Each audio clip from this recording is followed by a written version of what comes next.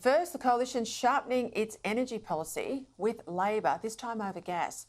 The coalition says they will include gas in the capacity investment scheme, which is the federal government's flagship policy that's currently only open to renewables. So it's clear the coalition wants a fight, and it certainly ruffled the feathers of one Chris Bowen. Why is he providing a windfall gain to gas companies who are already producing electricity? Secondly, how would his auction work when renewable energy is the cheapest form of energy and will beat a gas proposal in any auction under consideration? So this is just more making it up as he goes. Geez, he's a clown. He says it's the cheapest form of energy. Look at your bill and you tell me if you think he's right. Someone who knows all the detail here, Environment Editor for The Australian, Graham Lloyd, he joins me now. Well, talk to me about the fight the Libs now have opened up on the gas front with the capacity investment scheme. Good evening, Peter. Well, the capacity market should always have been open to gas. I think the whole point of the market's creation was to have things that can firm up renewables when the sun's not shining and the wind's not blowing. In other parts of the world, it's been a mechanism to continue the gas-fired generation while firm power is found to replace it.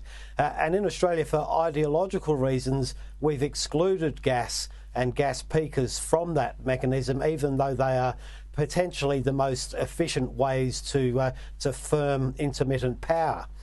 Like Mr. Bowen is saying, look, they won't be able to compete on price, the renewables are the cheapest form of energy and all this stuff, but they may be cheap if they produce intermittently, but they're not cheap when they're producing firmed power. So that's what the capacity market's all about. And look, if gas can't compete, it won't win. So what's the problem? Well, it's a bit like, take away your prohibition on nuclear power, Labor.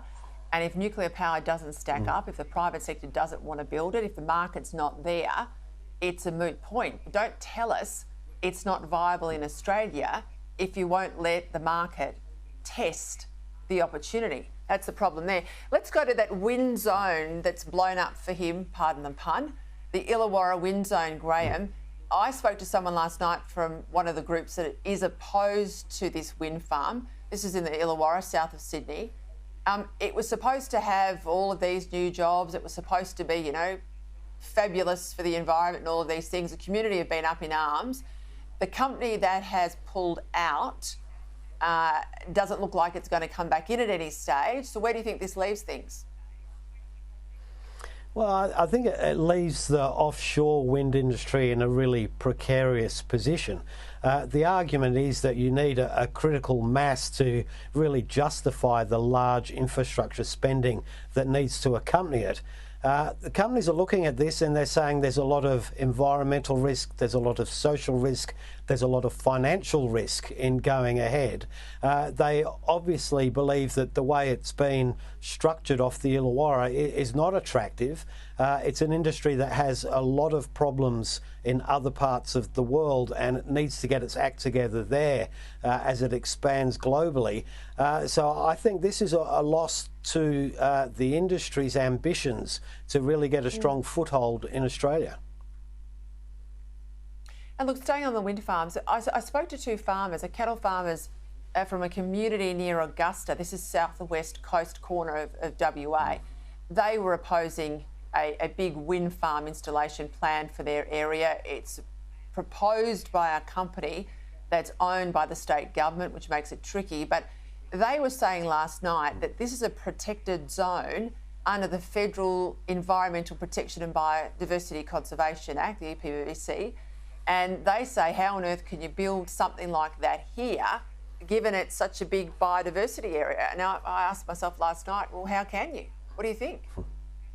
Yeah, this is the fair question, isn't it? By law, all of these projects have to be assessed under the EPBC for any impact they'll have on listed species, migratory birds and other things.